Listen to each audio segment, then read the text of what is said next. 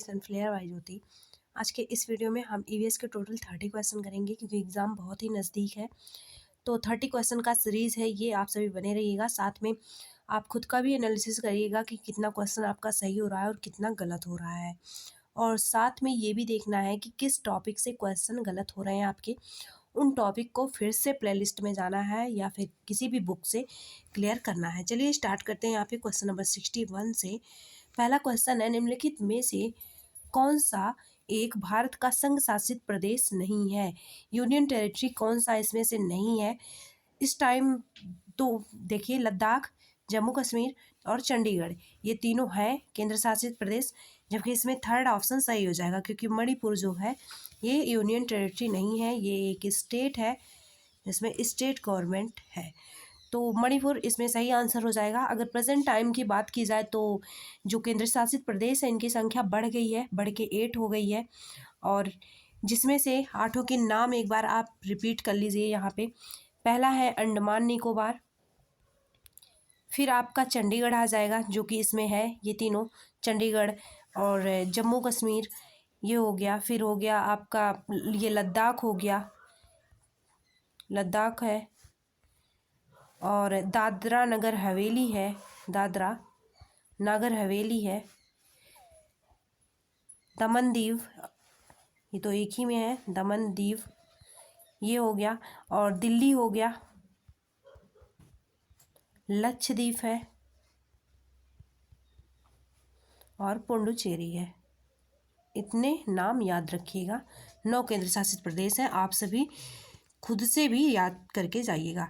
Question number 62 है यहाँ पे, निम्नलिखित में से कौन से कच्चे तेल के उत्पादक हैं? यहाँ पे जो कच्चा तेल है उसके उत्पादक कौन कौन से हैं? तो पहला ऑप्शन है आपका बॉम्बे हाई तथा पश्चिम बंगाल, और असम, उड़ीसा, फिर गुजरात एंड तमिलनाडु। तो इसमें हो जाएगा, भारत की बात की जा रही है, ये ऑप्शन नंबर थर्ड वाला सही हो जाएगा। गुजरात है और कौन है? तमिलनाडु है। तो ऑप्शन नंबर थर्ड वाला यहाँ पे सही हो जाएगा। नेक्स्ट क्वेश्चन देखते हैं यहाँ पे, हमारे देश का संविधान निम्नलिखित में से किसके नेतृत्व में बनाया गया? जो हमारे देश का संविधान है वो किसके नेतृत्व में बनाया गया? Bhimrao Ambedkar, doctor Bhimrao Ambedkar. Option number third वाला यहाँ पे सही हो जाएगा। नेक्स्ट क्वेश्चन देखते हैं यहाँ पे, पौधों के लिए किए जाने वाले नीचे दिए गए कार्यों पर विचार कीजिए, कौन सा फंक्शन इसमें से है? फिर है पौधों को सहारा देना, किसका वह काम होता है? ह्यूमस प्रदान करना, ये किसका काम होता है? भोजन संचित या भंडारण करना, और पानी और खनिजों को अवशोषित करना। तो जड़ों के कार्य बताइए। इतने कार्यों में से ये जो 4 कार्य दिए गए हैं इनमें से रूट का क्या फंक्शन है यही हमें बताना है। तो पौधों को सहारा देना ये भी जड़ का काम होता है, ए वाला सही हो जाएगा। और ह्यूमस प्रदान करना, ह्यूमस किससे मिलता है? ह्यूमस सड़े गले जो पदार्थ होते हैं मिट्टी में उनसे ह्यूमस मिलता है, खास करके जो जीव जंतु मर जाते हैं, तो इनसे नहीं होगा, ये नहीं काम है जड़ का। फिर भोजन संचित या भंडारण करना, तो ये भी है। पानी और जड़ों खनिजों का क्या करना? अवशोषण करना। जो मिनरल्स और वाटर है इनको भी ऑब्जर्व किसके द्वारा किया जाता है? रूट के द्वारा किया जाता है और पत्तियों तक पहुंचाया जाता है। तो ये सही है, ये सही है, ये सही है, ACD ऑप्शन नंबर फोर्थ वाला यहाँ पे सही हो जाएगा। ह्यूमस वाला ये यहाँ पे गलत है, ये जड़ का कार्य नहीं है। नेक्स्ट है क्वेश्चन 65 है कि ये जो पोचमपल्ली है भारत के दक्षिणी राज्य का एक कस्बा है, मैं पढ़ाई थी आपको पोचमपल्ली, जो सुंदरता से डिज़ाइन की गई चमकदार रंगों की क्या होती है? साड़ियाँ होती है। ये एक कला है, बुनाई की जाती है जिसमें क्या बनाया जाता है? साड़ी बनाई जाती है। और ये पोचमपल्ली गांव में ही होता है, कस्बे में होता है, इसलिए इसका नाम इसी कस्बे के नाम पे पड़ा है। और यह कस्बा अब किस राज्य का भाग है? ये बताना है अभी किस राज्य का भाग है, तो ये हो जाएगा ऑप्शन नंबर थर्ड, तेलंगाना। ये तेलंगाना राज्य का है। तेलंगाना कहीं कहीं नहीं देता, अगर आंध्र प्रदेश दे दे तो उसको भी आंसर आप सही लगाएंगे, अगर तेलंगाना नहीं रहेगा तो। नेक्स्ट क्वेश्चन देखते हैं यहाँ पे, क्वेश्चन नंबर 66 है, निम्नलिखित में से खाद्य पदार्थों के उस समूह को चुनिए, इसमें हमें बताना है इटेबल जो चीज़ें हैं जिसमें लौह तत्व प्रचुर मात्रा में हो। जो आयरन रिच है इसमें से वही हमें बताना है कि कौन सा होगा। तो ये गुड़ है, आंवला है, गुड़ में तो होता है, आंवले में भी होता है, लेकिन ये आंवला में और टमाटर में उतना नहीं होता है, टमाटर में। फिर है आंवले में होता है, पालक में भी होता है, गुड़ में भी होता है। ऑप्शन नंबर थर्ड वाला सही हो जाएगा। ये टमाटर में नहीं होता, और यहाँ आंवला पालक में तो होता है, बंद गोभी में नहीं। इसमें विटामिन वगैरह ज़्यादा पाए जाते हैं। अगर लौह तत्व आयरन रिच की बात हो तो ये जैगरी है, और आपका ये गुड़, पालक, आंवला, ऑप्शन नंबर सेकंड वाला सही हो जाएगा। नेक्स्ट क्वेश्चन है, क्वेश्चन नंबर 67 है यहाँ पे। निम्नलिखित में से पक्षियों का वह समूह चुनिए, हमें बर्ड का ग्रुप चुनना है जिसका प्रत्येक सदस्य हमारी तुलना में 4 गुनी अधिक दूरी तक की वस्तुओं को देख सकने की योग्य हो। मतलब कि हमसे 4 टाइम एक्स्ट्रा देख रहा हो वो। हम अगर 1 मीटर देख पा रहे हैं तो वो 4 मीटर तक का देख पा रहा हो, इसी यही तो मतलब है 4 टाइम्स का। तो दूर तक देखने वाला इसमें से कौन से पक्षी का समूह है? बाज हो गया, चील हो गया, गिद्ध हो गया। तभी लोग इनकी नज़रों से तुलना करते हैं, बाज, चील और गिद्ध। ऑप्शन नंबर फोर्थ वाला सही हो जाएगा। ईगल है, काइट्स है और वल्चर है। नेक्स्ट क्वेश्चन है, क्वेश्चन नंबर 68 है यहाँ पे। नीचे दिए गए किस एक राज्य के ग्रामीण लोग अपने ढालू छत वाले लकड़ी के मकान, लकड़ी और बांस की बात जब आ जाए तो आप कहाँ पे जाएंगे? असम की तरफ चले जाएंगे। ऑप्शन नंबर थर्ड वाला सही हो गया, क्योंकि इसको मैं बहुत अच्छे से पढ़ा रखी हूँ। यहाँ पे बारिश इतनी ज़्यादा होती है कि यहाँ पे लोग बांस का बहुत ज़्यादा उपयोग करते हैं, और खंभों पर धरती से 3 से 3.5 मीटर की ऊंचाई पर घर बनाते हैं। थर्ड ऑप्शन सही है। नेक्स्ट क्वेश्चन देखते हैं। भारत के मानचित्र में दिल्ली की स्थिति के सापेक्ष गांधीनगर और पटना की दिशाएं क्या हैं? क्रमशः हमें बताना है। तो हमेशा मैं बताई थी कि जो इंडिया का मैप है वो अपने माइंड में रखिए। साथ में मैप में आपको क्या रखना है, जैसे कि ये रहा इंडिया का मैप, मान लीजिए यहाँ पे जम्मू कश्मीर, यहाँ पे आके आपका गुजरात। तो आपको ये माइंड में रखना है कि कहाँ पर कौन सा स्टेट है, तभी आप ऐसे क्वेश्चन का आंसर दे पाएंगे, क्योंकि मैप से हर बार क्वेश्चन हर हाल में बनता ही है। तो यहाँ पे है भारत के मानचित्र में दिल्ली की स्थिति के सापेक्ष, दिल्ली की स्थिति, अब दिल्ली कहाँ पे है? दिल्ली यहाँ पे कहीं पे है। इसके सापेक्ष गुजरात की राजधानी, गुजरात कहाँ पे है? गुजरात यहाँ पे है, तो गुजरात की राजधानी गांधीनगर। और पटना बिहार की दिशाएं, पटना कहाँ? बिहार, यूपी यहाँ पे है, इसके बाद बिहार पड़ता है कहीं। तो दिशाएं इसकी क्रमशः होंगी। तो क्रमशः का मतलब ये है, ये भी ध्यान में रखना है कि सबसे पहले जो आंसर होगा वो गुजरात का होगा, कि इसके सापेक्ष में। यहाँ पे 2 चीज़ें ध्यान में रखनी है, किसके सापेक्ष में कहाँ से पूछा जा रहा है। पहली बात तो ये है, किसके सापेक्ष में? दिल्ली के सापेक्ष में। दिल्ली के सापेक्ष में तो ऐसे गोला सा बना लीजिए, क्योंकि यही से हमें देखना किसकी दिशा क्या है, इसकी दिशा। और फर्स्ट ये पूछा गया है, सेकंड पे ये है। तो पहले हम क्या देखेंगे, दिल्ली से ये किधर आ रहा है? नीचे की साइड। जैसे पहले यहाँ पे दिशा देखिए, ऊपर मैप में क्या होता है? उत्तर होता है, नीचे दक्षिण होता है, और अपने दाएं हाथ की तरफ पूर्व होता है, और बाएं हाथ की तरफ क्या हो जाएगा? पश्चिम हो जाएगा मैप में। तो ये दिशा है।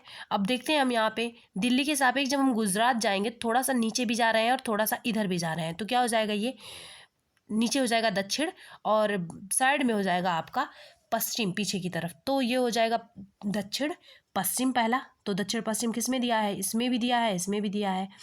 फिर है, हम अब बिहार को देख लेते हैं।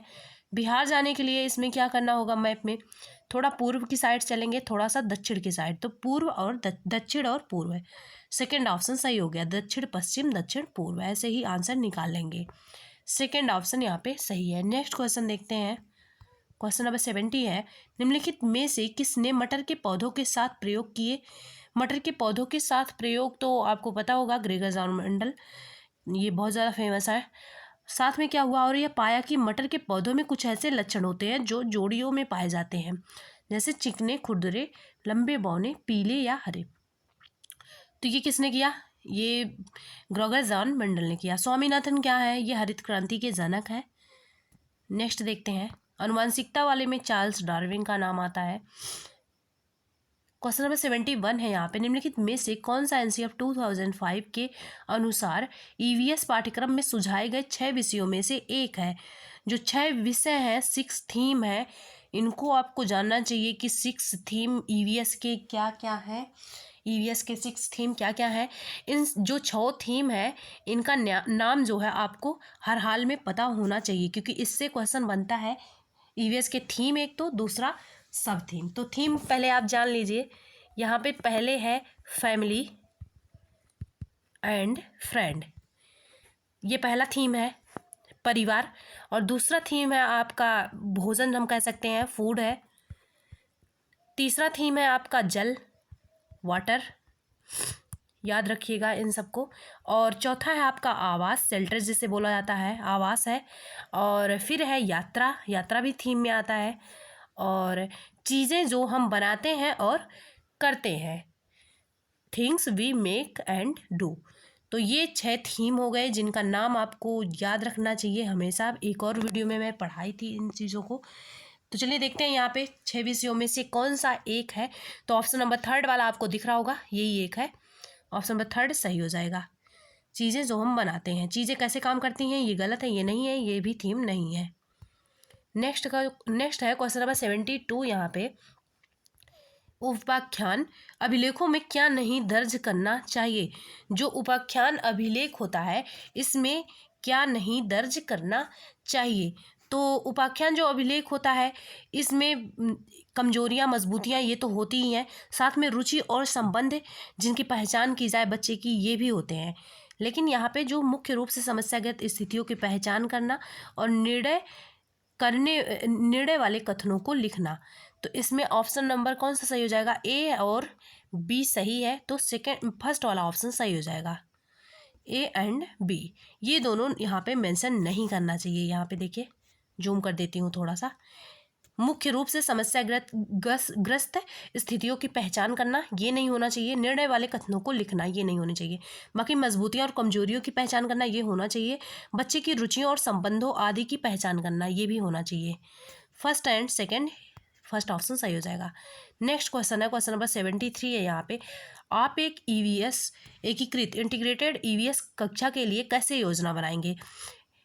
इंटीग्रेटेड ईवीएस उसे बोला जाएगा जिसमें एक ही सब्जेक्ट में, सब्जेक्ट आपका क्या होगा, ईवीएस होगा, लेकिन इसमें अलग अलग सब्जेक्ट को, जैसे ईवीएस के माध्यम से ही मैथ, ईवीएस के माध्यम से ही साइंस, ईवीएस के माध्यम से ही आप हिंदी, ये सारी चीज़ें क्या करेंगे, पढ़ेंगे। तो ये होता है इंटीग्रेटेड क्लासरूम ईवीएस का। हम देखते हैं इसमें क्या प्लानिंग करनी चाहिए ऐसे क्लासरूम के लिए। तो एक पाठ में 2 या अधिक क्षेत्रों को सब मिलाएंगे, बिल्कुल ऑप्शन नंबर फर्स्ट वाला सही हो जाएगा। जहाँ भी चाहे ईवीएस हो या फिर किसी भी सब्जेक्ट में आपके क्वेश्चन आए, इंटीग्रेटेड की बात आए, तो यहाँ पे यही होता है, एक से ज़्यादा सब्जेक्ट को एक में क्या कर देना, मर्ज कर देना।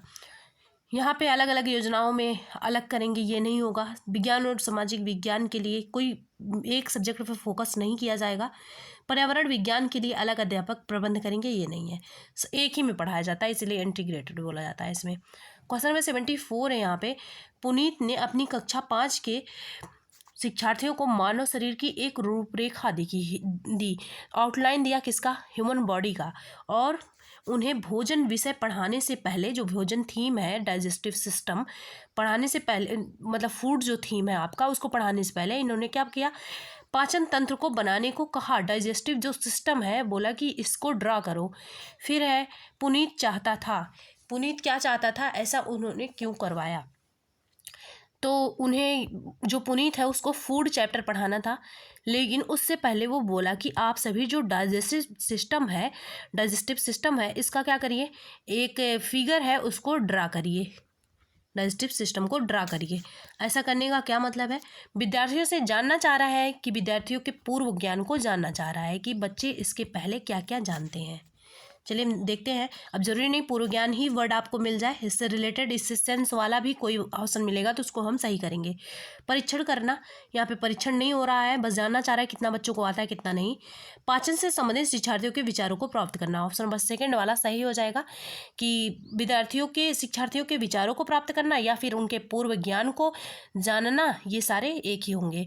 ऑप्शन नंबर सेकेंड वाला सही हो जाएगा। ड्राइंग कौशल नहीं सिखाया जा रहा है, नहीं तो कुछ और बनाने की कह देता। प्रक्रिया पर शिक्षार्थियों का मूल्यांकन करना, अभी पढ़ाया ही नहीं गया तो मूल्यांकन कहाँ होगा, तो ये भी ऑप्शन गलत है। ऑप्शन में सेकंड वाला सही हो जाएगा कि यहाँ पे जो लर्नर्स हैं उनके जो विचार हैं उसको जानना, पाचन को लेके। क्वेश्चन नंबर 75 है यहाँ पे, निम्नलिखित में से क्या रचनात्मक आकलन के संबंध में सही नहीं है? Which of the following is not correct with respect to formative assessment. जो असेसमेंट होता है वो 2 टाइप्स का होता है। एक तो आपका ये वाला हो गया फॉर्मेटिव असेसमेंट, और दूसरा होता है समेटिव असेसमेंट, जिसे हिंदी में बोला जाता है योगात्मक आकलन। योगात्मक आकलन, इन दोनों आकलन में जो अच्छा माना जाता है वो, एक मिनट, तो हम देखेंगे अब दोनों को, formative assessment and summative assessment. इसको रचनात्मक बोला जाता है, इसको योगात्मक बोला जाता है। जो योगात्मक होता है उसमें आपका ईयरली एग्ज़ाम आ जाता है। मतलब कि ये है, ईयरली एग्ज़ाम आ जाता है मतलब ये है कि जब आप सारी चीज़ों को पढ़ लेते हैं, लास्ट में जब आपका ईयरली या फिर एनुअल एग्ज़ाम होता है तो वो होता है आपका समेटिव या फिर योगात्मक आकलन। जबकि इसमें जो फॉर्मेटिव असेसमेंट होता है इसमें ड्यूरिंग द क्लासरूम होता है, ड्यूरिंग द क्लासरूम होता है। मतलब कि जब क्लास में टीचर पढ़ा रहे होते हैं उसी टाइम पे जब आपसे पूछ लेते हैं कि ये जानने के लिए आपको कितना आया कितना नहीं, तो वो फॉर्मेटिव होता है। तो इसे पॉजिटिव माना जाता है, ज़्यादा अच्छा माना जाता है। इसे उतना अच्छा नहीं माना जाता, क्योंकि जो समेटिव योगात्मक आकलन होता है ये आपका समझ लीजिए कि जो लास्ट में एग्ज़ाम होता है, आपको पढ़ाने के बाद जो लास्ट में एग्ज़ाम होता है वही होता है आपका योगात्मक आकलन। तो हम देखते हैं यहाँ पे कि संबंध में क्या सही नहीं है रचनात्मक आकलन के संबंध में। पहला है, रिपोर्ट कार्ड के प्रत्येक तिमाही में इसकी सूचना दी जानी चाहिए। तो इसमें रिपोर्ट कार्ड, मार्कशीट वगैरह नहीं बनता है, ये तो समेटिव में होता है, तो यही ऑप्शन सही हो जाएगा। अधिगम को सुदृढ़ करने के लिए ये तो सही है, इससे हम जानते हैं कि बच्चों को क्या नहीं आया फिर दूसरे तरीके से पढ़ाते हैं। इसको छात्रों की प्रगति की निगरानी, ये भी सही है। और सीखने की कोई भी जानकारी रचनात्मक, हाँ, सीखने बच्चे कितना सीखे, उनका कितना प्रगति मतलब उनका कितना प्रोग्रेस हुआ ये भी जाना जाता है, और इससे जो लर्निंग का प्रोसेस है वो मजबूत भी होता है। तो फर्स्ट ऑप्शन यहाँ पे सही हो जाएगा, क्योंकि वही गलत है, बाकी सारे सही हैं। क्वेश्चन नंबर 76 है, स्मिता अपने विद्यार्थियों को कार्य से संबंधित लैंगिक विषमता और रूढ़िवादी छवियों के प्रति संवेदनशील करना चाहती हैं। फिर अस्मिता को निम्नलिखित में से अपनी कक्षा में क्या करना चाहिए? तो अगर ऐसे काम को करना है कि जो बच्चे हैं उन्हें दिखाना है कि जेंडर जो डिसपैरिटी होती है और स्टीरियोटाइप होता है इसको दूर करना है, इससे अवेयर कराना है बच्चों को, तो हम क्या करेंगे? जैसे कि मान लीजिए जो समाज मान के चलता है कि महिला जो फीमेल है ये काम नहीं करती, तो वही काम करने वाली फीमेल को बुलाइए, और जिसको समाज मानती है कि मेल ये काम नहीं कर सकता तो वही काम करने वाले मेल को बुलाइए, जिससे बच्चों के अंदर ये जो स्टीरियोटाइप थॉट्स है वो दूर हो जाएंगे। तो हम ऑप्शंस को पढ़ते हैं यहाँ पे। रूढ़िवादी मॉडलों को छात्रों को प्रस्तुत करना, ये नहीं होगा। फिर है एग्जाम्पल इसमें लाना बहुत ज़्यादा ज़रूरी होगा। कार्यों के फ्लैश कार्ड देना, ये भी नहीं है। केवल लड़कों, ये भी गलत है। तो ऑप्शन नंबर 4 वाला सही हो जाएगा, क्योंकि सारे ऑप्शंस गलत हो चुके हैं यहाँ पे। 4th ऑप्शन है, एक छात्र की माँ को कक्षा में आमंत्रित करना जो ऑटो चालक है, बिल्कुल सही है, क्योंकि ये मान के चला जाता है कि जो ऑटो ड्राइवर है वो मेल ही बन सकता है, फीमेल नहीं। तो बच्चे जब देखेंगे कि नहीं फीमेल भी बन सकती हैं, तो उनके अंदर जो ये रूढ़िवादी वाली चीज़ें हैं कि लड़के ये कर सकते हैं लड़कियाँ नहीं कर सकती, ये चीज़ें दूर होंगी, जिससे अवेयरनेस फैलेगा। ऑप्शन नंबर 4 वाला वहाँ पे सही था। क्वेश्चन नंबर 77 यहाँ पे देखते हैं हम कि क्लास 5 के समयन आमतौर पर अपना दिया हुआ कक्षा का कार्य नहीं करते, मुद्दे को हल करने का सबसे अच्छा उपाय हो सकता है। जैसे कि होमवर्क दिया जा रहा है, कोई स्टूडेंट है उसको सॉल्व नहीं करता, तो क्या रीज़न हो सकता है? देखें, पहला है उसकी कठिनाई का पता लगाने और उसके अनुसार कक्षा कार्य को समायोजित करने के लिए उससे बात करनी। बिल्कुल ऑप्शन नंबर 1 वाला ही सही हो जाएगा कि उसे डिफ़िकल्टी कहाँ पड़ रही है इसका पता लगाना। साथ में कुछ चीज़ें हैं जो उसके अकॉर्डिंग करिए, हो सकता है चीज़ें उसके अकॉर्डिंग ना हो रही हो, सो वो होमवर्क अपना नहीं कर रहा है, उसमें इंटरेस्ट नहीं ले रहा है, तो ऑप्शन नंबर 1 वाला सही हो जाएगा। माता पिता से बात करें, पहले खुद प्रयास करना चाहिए दूर करने की, फिर माता पिता से। किसी दूसरे बच्चे को, ये तो गलत है, उसका कार्य करवाएं। उसे वैकल्पिक आसान गृह कार्य दें, ऐसा कुछ नहीं है। ऑप्शन नंबर 1 वाला सही हो जाएगा। क्वेश्चन नंबर 78 है यहाँ पे, मुस्कान ने परिवहन में डीजल वाहनों का उपयोग निषिद्ध होना चाहिए, इस विषय पर क्या किया? एक वाद विवाद मतलब कि डिस्कशन किया और डिस्कशन ऑर्गेनाइज किया। फिर क्या है, मुस्कान के द्वारा इस विषय पर वाद विवाद के आयोजन का क्या उद्देश्य है? तो जो डिबेट ये मुस्कान आयोजन कर रही है डिबेट का, किस विषय पर कि जो परिवहन है उसमें डीजल वाहनों के का जो उपयोग है वो उसको मना करना चाहिए, प्रोहिबिटेड होना चाहिए, वो निषिद्ध होना चाहिए। इसका क्या उद्देश्य हो सकता है? तो हम देखते हैं क्या उद्देश्य हो सकता है। एलिमिनेशन मेथड से जाएंगे। वह पूरी तरह से डीजल वाहनों पर प्रतिबंध लगाने की आवश्यकता पर छात्रों को संवेदनशील बनाना चाहती है, ऐसा नहीं है। फिर है यह छात्रों के विचारों को जानने, जब कोई चीज़ निषिद्ध बोला जाता है ना, पूरी तरह से खत्म नहीं होता है वो, तो इसलिए ये ऑप्शन गलत है। फिर है यह छात्रों के विचारों को जानने और उन्हें सही करने में मदद करेगा, ये भी नहीं है। वह आधुनिक वाहनों के उपयोग के लाभों पर छात्रों को संवेदनशील बनाना चाह रही है, ये भी नहीं है। फिर क्या है, यह इस मुद्दे पर छात्रों को कई दृष्टिकोण की सराहना करने में मदद करता है। ऑप्शन नंबर 4 वाला सही हो जाएगा, क्योंकि जब वो इस बात को रखेगी कि ये चीज़ें बंद होनी चाहिए, तो बच्चे क्या करेंगे? कुछ बच्चे हैं जो उस चीज़ों से, डीजल से जो चल रहे हैं व्हीकल, उनके बारे में कुछ बच्चे होंगे जो पॉजिटिव चीज़ें बताएंगे, कुछ बच्चे होंगे जो निगेटिव चीज़ें बताएंगे। तो बच्चों के जो अलग अलग व्यूज़ हैं, दृष्टिकोण, पर्सपेक्टिव है, वो जानने में क्या मिलेगा? मदद मिलेगा। तो ऑप्शन नंबर 4 वाला सही हो जाएगा। नेक्स्ट क्वेश्चन है क्वेश्चन नंबर 79। ईवीएस में मानचित्रण कौशल क्या है? मैपिंग जो स्किल होता है वो क्या है? मैपिंग स्किल वही होता है जिसमें अपने विचारों को किसी मैप के थ्रू दर्शाना और मैप को मतलब अच्छे से समझना, ये होता है आपका मैपिंग स्किल। हम देखते हैं यहाँ पे, उसमें किसी भी स्थान को आप देखें तो उसके बारे में आप समझ जाएं, स्थिति के बारे में आप समझ जाएं। पहला है लैंडस्केप खींचने के कौशल को विकसित करना, नहीं। पूर्व अनुमान और गणना के कौशल को विकसित करना, रिकॉर्डिंग कौशल को गलत है ये। 4th ऑप्शन सही हो जाएगा। यहाँ पे स्थान और स्थिति जरूर मेंशन होनी चाहिए।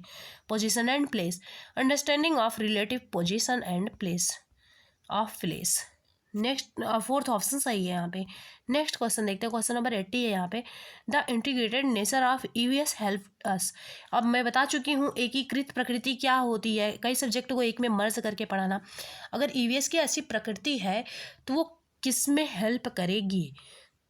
पहला है पाठ्यक्रम के भार को कम करना। ये मोटिव नहीं होता है कि पाठ्यक्रम जो करिकुलम है उसका लोड कम किया जा रहा है, ये मोटिव नहीं होता, सो ये गलत है। फिर है पाठ्यक्रम के भार को कम करने, फिर यही दिया कम करने और विद्यार्थियों को सार्थकता पूर्वक सीखने में मदद करता है। बिल्कुल ऑप्शन में सेकंड वाला सही हो जाएगा, क्योंकि यहाँ पे इसलिए नहीं हुआ। फर्स्ट ऑप्शन पाठ्यक्रम के भार को कम करना, मैं हमेशा बोली हूँ कहीं भी अगर बोला जाए कि पाठ्यक्रम को आसान बनाना, भार कम करना, तो ये सिंगल अगर है तो वो सही नहीं होता। लेकिन अगर इसके साथ एक पॉइंट और जुड़ जाए, जैसे कि यहाँ पे जुड़ा है शिक्षार्थियों को सार्थकता पूर्वक सीखने में मदद करता है, तो ये क्या हो जाएगा?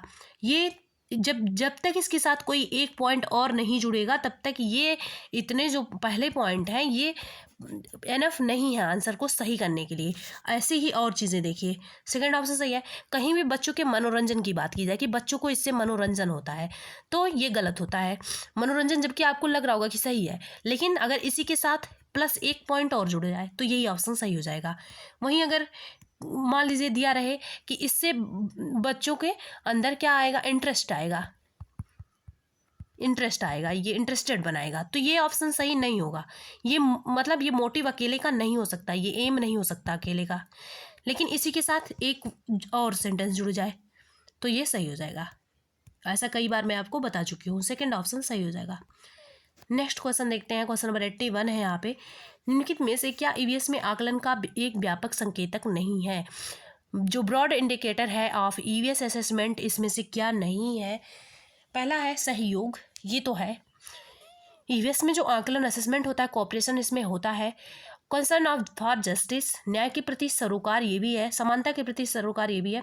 अवधारणा मानचित्रण, ये जो कॉन्सेप्ट मैपिंग है ये क्या है? ये व्यापक संकेतक नहीं है, ये संकेतक है लेकिन यहाँ पे ब्रॉड जोड़ा गया है, व्यापक नहीं है ये। ऑप्शन नंबर 4 वाला सही हो जाएगा।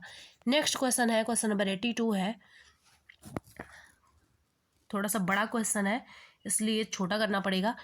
चलिए हम देखते हैं इसका, पहले क्वेश्चन ही पढ़ लेते हैं फिर हम करेंगे छोटा। कुछ हजार साल पहले भारत में तालाबों के निर्माण के लिए अल बिरूनी, पढ़ा चुकी हूँ बहुत अच्छे से इसको, अवलोकन के आधार पर क्लास 5 के ईवीएस की पाठ्य पुस्तक का एक अनुच्छेद है। इस अनुच्छेद को शामिल करने का क्या उद्देश्य हो सकता है? इसको क्यों शामिल किया गया है? तो इतिहास को जानने का एक तो इसका ये मोटिव है कि इतिहास को आप इससे जान पाएंगे। दूसरा ये मोटिव है कि आप समझ पाएंगे कि 1000 साल पहले, क्योंकि उसमें बोला गया है कि 1000 साल पहले भी ऐसी टेक्निक थी, ऐसी तकनीकी थी जो कि इस तरह से तालाब बनाते थे, तो ये भी आप जान पाएंगे। तीसरा आप जान पाएंगे कि जो इतिहास है इसमें क्या क्या साक्ष्य आपको मिल सकते हैं इतिहास को जानने के लिए। अब हम देखते हैं ऑप्शंस को। यहाँ पे पहला ऑप्शन है ये इतिहास के स्रोतों की पहचान करने में, बिल्कुल सही है, ए वाला सही है। बी वाला रिकॉर्डिंग को सुधारने में, इसमें रिकॉर्डिंग की कहीं बात नहीं की गई है, सो ये गलत है। फिर है यह शिक्षार्थियों को 1000 साल पहले भारत में मौजूद तकनीकी की सराहना करने में मदद करता है, बिल्कुल सही है। शिक्षार्थियों को इतिहास में साक्ष्य की भूमिका की सराहना करने में मदद करता है, ए सी डी यही सही होगा। ऑप्शन देखते हैं ए सी डी, ऑप्शन सेकेंड वाला सही हो जाएगा, ए सी डी। नेक्स्ट क्वेश्चन देखते हैं। क्वेश्चन है यहाँ पे 83। अपनी कक्षा में 50 से अधिक छात्रों के साथ वाणी उन्हें एक गतिविधि देती हैं, गतिविधि से जोड़ना चाह रही हैं, एंगेज करना चाह रही हैं, कोई एक्टिविटी है उस जिसमें। फिर है जिसमें सीखने को बढ़ाने के लिए अधिकतम संख्या में इंद्रियां शामिल हों, मतलब कि सेंसर्स के द्वारा लर्निंग को इन्हेंस किया जा रहा है। निम्नलिखित में से कौन सा क्रियाकलाप उपयुक्त जो कार्य है इसके लिए क्या होगा, ठीक होगा?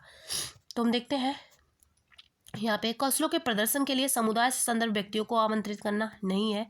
समूह चर्चा को प्रोत्साहित करना, सेंसस को इसमें देना पड़ेगा। फिर है उचित ए बी साधन के लिए स्मार्ट क्लास, ये भी नहीं है। तो फिर फोर्थ ऑप्शन, सारे गलत है तो फोर्थ ही सही होगा। फोर्थ ऑप्शन है नज़दीक के स्थान के लिए क्षेत्र भ्रमण, फील्ड ट्रिप। हमेशा जब मैं पॉजिटिव टैग वर्ड उस दिन पढ़ा रही थी तो बोली थी जो फील्ड ट्रिप होता, लग तो आपको सारे सही रहे होंगे, लेकिन जहाँ पे फील्ड ट्रिप आ जाए या फिर गतिविधियाँ आ जाएँ तो वो ऑप्शन आपके सही हो जाते हैं। फोर्थ ऑप्शन सही हो जाएगा। नज़दीकी स्थान के लिए आप क्या करेंगे, फील्ड ट्रिप पे जाएंगे। और फील्ड ट्रिप पे जाने का क्या, इसमें क्यों फील्ड ट्रिप ही सही हुआ, क्योंकि यहाँ पे सेंसस जुड़े हुए हैं। सेंसस क्या है, जब आप फील्ड ट्रिप पे जाएंगे, जो आइस है आपका ये भी तो सेंसस है, तो इससे आप देखेंगे। जो ईयर है ये भी तो सेंसस है, इससे आप देखेंगे। जो आपका स्किन है ये भी तो सेंसस है, तो इससे आप देखेंगे। कोई फूल की महक आ रही है, नोज जो है ये भी तो स्किन, ये सेंसस है, इंद्रियां हैं, इनसे आप सीखेंगे। तो यही है, इनसे सीखने के लिए हमें क्या करना पड़ेगा, फील्ड ट्रिप पे जाना पड़ेगा। क्वेश्चन नंबर 84 है यहाँ पे। इकरा अपने विद्यार्थियों को ईवीएस में समाचार पत्रों और पत्रिकाओं को पढ़ने के लिए प्रोत्साहित क्यों करती हैं? जो समाचार पत्र हैं और पत्रिकाएं हैं उनको पढ़ने के लिए क्यों करती हैं? ये मनोरंजक साधन उपलब्ध है। देखिए मैं बोली थी कहीं मनोरंजन की बात हो वो गलत हो जाएगा अकेले, लेकिन अगर यहीं पे एक सेंटेंस और जुड़ जाता तो वो सही हो जाता, लेकिन वो सेंटेंस पॉजिटिव होना चाहिए, जैसे कि ये सेंटेंस यहाँ पे जुड़ जाता तो वो सही हो जाता। ये शिक्षार्थियों को उनके अपने संसार से जुड़ने की सहायता, बिल्कुल यही तो एनसीईआरटी 2005 में बोला गया है कि जो 2005 में बोला गया है कि जो ये क्लासरूम है इसको क्या करना है, बच्चे जो हैं उनको आउट ऑफ द क्लासरूम रखना है, मतलब कि क्लासरूम से बाहर भी ले जाइए, बाहर की भी दुनिया उन्हें दिखाइए, उन्हें कनेक्ट करके रखिए समाज से। तो सेकंड ऑप्शन सही हो जाएगा। नेक्स्ट है क्वेश्चन नंबर 85 है। पर्यावरण अध्ययन में प्रश्न करने को एक युक्ति के रूप में उपयोग किया जाता है। जो क्वेश्चनिंग है इसको एक स्ट्रेटजी के रूप में यूज़ किया जाता है। ऐसा क्यों किया जाता है, चलिए देखते हैं। पहला है अनुशासन को बनाए रखने के लिए, इससे अनुशासन भी बनता है। फिर है ध्यान खींचने के लिए और नियमों के पालन को बढ़ावा देने के लिए। साथ में फोर्थ ऑप्शन है कक्ष में जिज्ञासा को बढ़ाने के लिए। जब तक आपको मोस्ट एप्रोप्रिएट ऑप्शन ना दी जाए, मोस्ट एप्रोप्रिएट का मतलब ये होता है कि सबसे ज़्यादा सही, सबसे ज़्यादा बेटर ऑप्शन ना दी जाए तब तक आप आंसर नहीं लगाएंगे। तो फोर्थ ऑप्शन सही है। और अनुशासन को लेके वैसे भी हमें निगेटिव टैग वर्ड है, कभी भी इसको हमें वो नहीं देना है, तवज्जो नहीं देना है। जबकि हकीकत में तो लगता है कि जो है क्वेश्चन जो करते हैं हम, तो बच्चे थोड़ा सा उस टाइम पे शांत होकर सुनने लगते हैं कि हमसे क्वेश्चन करेंगे या फिर उनसे करेंगे। तो अनुशासन भी एक प्रकार से मेंटेन होता है, लेकिन सबसे ज़्यादा जो सही आंसर है ऑप्शन नंबर फोर्थ वाला है। बच्चों के क्यूरियोसिटी जो होती है इसको बढ़ाने के लिए फोर्थ ऑप्शन सही हो जाएगा। नेक्स्ट क्वेश्चन है, क्वेश्चन नंबर 86 है। यहाँ पे नीचे दिए गए कौन सा एक राज्य है, तोरांग का अर्थ है जंगल, तोरांग जंगल किस राज्य में बोला जाता है? तो ये झारखंड में बोला जाता है। झारखंड जो राज्य है यहाँ पे तोरांग का मतलब जंगल होता है। नेक्स्ट, असम में घर कैसे बनते हैं? बांस के बनते हैं, याद रखिएगा। नेक्स्ट है क्वेश्चन नंबर 87 है। यहाँ पे देखिए मैथ के क्वेश्चन आ गए हैं थोड़े से, तो हम देखते हैं इसमें क्या होगा। जैसे जैसे इसमें बोला जाए, मैं हमेशा बोली थी कि जैसे जैसे एक वीडियो बनाई हूँ जिसमें मैथ के सारे क्वेश्चन मैं की हूँ, तो आपको क्या करना है, उस वीडियो को देखना है ताकि आपको सारे प्रकार, क्योंकि एक ही वीडियो है उसमें सभी टाइप के क्वेश्चन मैं समझा दी हूँ ईवीएस में जो पूछे जाते हैं। प्लेलिस्ट में है, देख लीजिएगा। यहाँ पे आपका क्वेश्चन है, आपका घर जो कोई है उसका घर कहाँ पर स्थित है? यक्ष पर स्थित है। तो क्या करना है, हमें डायरेक्टली बनाना है, हम यक्ष बना लेंगे, घर बना लेंगे। यक्ष बना लिए, किसी का घर यक्ष पर है तथा आपका विद्यालय वाई पर स्थित है। वो वाई मत बनाने लग जाइएगा, क्योंकि वाई पर ही जाने के लिए दिशा बताएगा। यद्यपि आपका विद्यालय ठीक सामने नहीं है, परंतु बीच में व्यस्त राजमार्ग होने के कारण आप सीधे नहीं जा सकते। अतः आप ठीक दक्षिण में, पहले आपको कोई फैक्ट मिले तभी आप आगे बढ़िएगा। पहले आप क्या करते हैं, ठीक दक्षिण में 125 मीटर दूर चलते हैं। तो हम ठीक दक्षिण चलते हैं 125 मीटर दूर। फिर है नीचे की साइड दक्षिण होता है ना, जाते हैं। फिर ठीक पूर्व में 100 मीटर लंबा सुरंग, फिर ठीक पूर्व में। इसके बाद क्या करते हैं, पूर्व में जाते हैं, रेड कलर चेंज कर लेती हूँ। इसके बाद पूर्व में जाते हैं, पूर्व इधर ही होगा, और जाते कितना है 100 मीटर लंबा सुरंग पार करते हैं। अंत में आप ठीक उत्तर में 125 मीटर, फिर हम 125 मीटर उत्तर में आ गए। यहाँ पर दूरी पर वाई पर पहुँचते हैं, यहाँ पर आ गए। अब क्या होगा, विद्यालय पहुँचते हैं, वाई पर विद्यालय पहुँचते हैं, ये विद्यालय हो गया। हम अब आ चुके हैं विद्यालय पर, ये विद्यालय रहा आपका और ये आपका घर रहा। बीच में दूरी कितनी है, यही वाली 100 मीटर वाली। फिर है वाई पर विद्यालय के सापेक्ष यक्ष पर आपका घर की स्थिति क्या होगी? वाई पर विद्यालय के सापेक्ष यक्ष घर की स्थिति क्या होगी? अब आपको यही ध्यान यहाँ पे रखना था कि जो किसके सापेक्ष बोला जा रहा है, तो विद्यालय के सापेक्ष, विद्यालय के सापेक्ष इसकी स्थिति पूछी जा रही है। तो क्या है ये 100 मीटर, एक तो दूरी है ये वाली दूरी जो 100 मीटर है, क्योंकि ये 125 से 125 तो बराबर आ गए हैं, बीच में 100 मीटर की दूरी है। साथ में इधर जब आप जाएंगे तो क्या हो जाएगा, पश्चिम। तो क्या आंसर हो जाएगा 100 मीटर पश्चिम। ऑप्शन नंबर देखते हैं कहाँ पे है, ये ऑप्शन में थर्ड वाला सही हो जाएगा, 100 मीटर ठीक पश्चिम। नेक्स्ट क्वेश्चन देखते हैं। ऐसे क्वेश्चन को करने के लिए बस ऐसे ही करना है। यहाँ पे टाइम वाला क्वेश्चन आपका आ गया, 1 मिनट। ये क्वेश्चन है, कोई लड़का नागरकोइल से मड़गांव जाने के लिए 4 जून 2020 को किसी रेलगाड़ी में सवार हुआ। कोई लड़का है, वो मड़गांव से कहाँ पे जा रहा है, नागरकोइल जा रहा है, नागरकोइल से मड़गांव जा रहा है। तो 4 जून 2020 को किसी रेलगाड़ी में सवार हुआ। ऐसे क्वेश्चन को करने के लिए सबसे पहले हम देखेंगे किस किस डेट को लड़का चला है।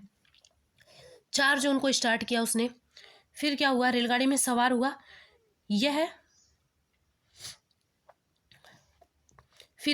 रेलगाड़ी 22:30 नागरकोइल से चली।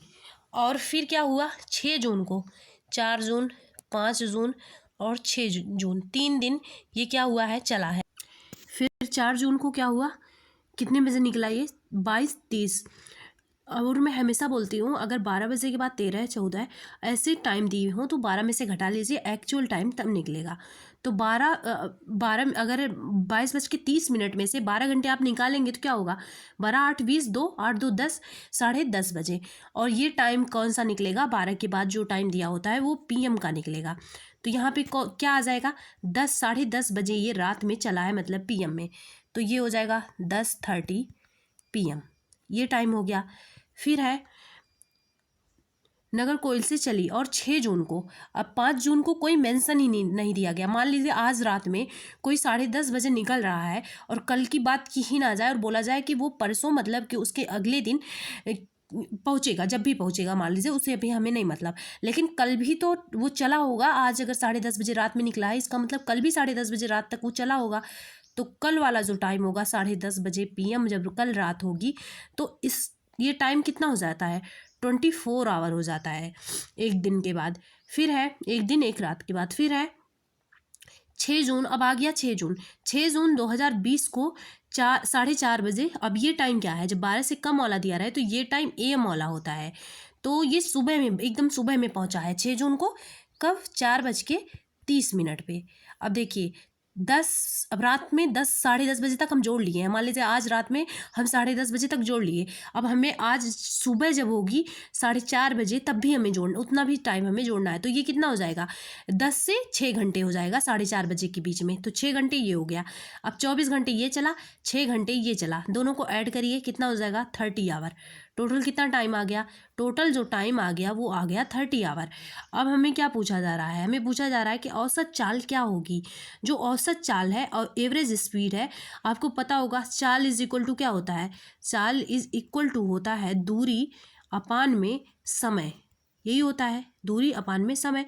तो इसी फार्मूले से हम जाएंगे, चाल इज इक्वल टू दूरी अपान में टाइम। तो हमें दूरी कितना दिया है, 1145 दिया है। तो स्पीड इज इक्वल टू, यहाँ पे कलर चेंज कर लेती हूँ, speed is equal to distance upon time. Distance कितना दिया है, 1145 दिया है। अपान में टाइम हमें कितना निकला, टोटल 30 आवर, अपान में 30। अब हम यहाँ पे, अगर आपको पूरा 30 से भाग नहीं देना है, मान लीजिए जिनको मैथ नहीं आती वो लोग देखिएगा, अगर मान लो 30 से भाग नहीं देना है तो जितना जीरो उतना हटाइए, उतने अंक पे दशमलव लगा दीजिए। ये जीरो मैं कट कर दी, यहाँ पे पॉइंट लगा दी।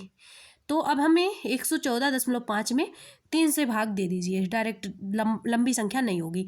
अब क्या हो जाएगा भाग देने में, 3 त्रिक्का 9 हो जाएगा। ये 10 11 2 बचा, 3 का पहाड़ा 8 बार पढ़ेंगे तो 24 आ जाएगा, पॉइंट में 5 बच गया। तो ये कितना आ जाएगा, 38.5। ऑप्शन नंबर सेकेंड वाला सही हो जाएगा। अप्रॉक्स में 38.5 आ गया इसका आंसर। ऑप्शन नंबर सेकेंड वाला सही हो जाएगा। नेक्स्ट क्वेश्चन हम देखते हैं, यहाँ पे क्वेश्चन नंबर 89 है। नीचे दिया गया कौन सा कथन मधुमक्खी के छत्तों के बारे में सही है, सही नहीं है। इसको भी बहुत अच्छे से पढ़ाई हूँ, मधुमक्खियों से रिलेटेड सारे पॉइंट्स। तो हम देखते हैं क्या इसमें सही नहीं है। पहला है, प्रत्येक छत्ते में एक रानी मक्खी होती है जो अंडे देती है, ये तो सही है। जो क्वीन बी होती है वही अंडे देती है। नर मक्खियाँ छत्तों के लिए अत्यंत महत्वपूर्ण होते हैं, ये गलत है। जो नर मक्खी होते हैं वो छत्तों के लिए कुछ विशेष काम नहीं करते, सो वो इम्पॉर्टेंट नहीं होते हैं। ऑप्शन नंबर सेकेंड वाला सही हो जाएगा। और इसमें बहुत सारी काम करने वाली मक्खियाँ होती हैं, सही है। केवल कुछ ही नर मक्खी होते हैं क्योंकि इनकी ज़रूरत नहीं होती है। नेक्स्ट क्वेश्चन है, क्वेश्चन नंबर 90 है। आज हम हरी मिर्ची के बिना भोजन की कल्पना भी नहीं कर सकते। इसे व्यापारी हमारे देश से कहाँ से लाए थे। जो मिर्ची है इसे कहाँ से लाया गया हमारे देश में, तो ये दक्षिण अमेरिका से आया। ऑप्शन नंबर थर्ड वाला सही हो जाएगा, south America. Option number third सही है। आज के लिए बस इतना ही। क्लास पसंद आए तो सब्सक्राइब कर लीजिएगा, शेयर कर दीजिएगा। ओके, मिलते हैं नेक्स्ट क्लास में। Thanks for watching.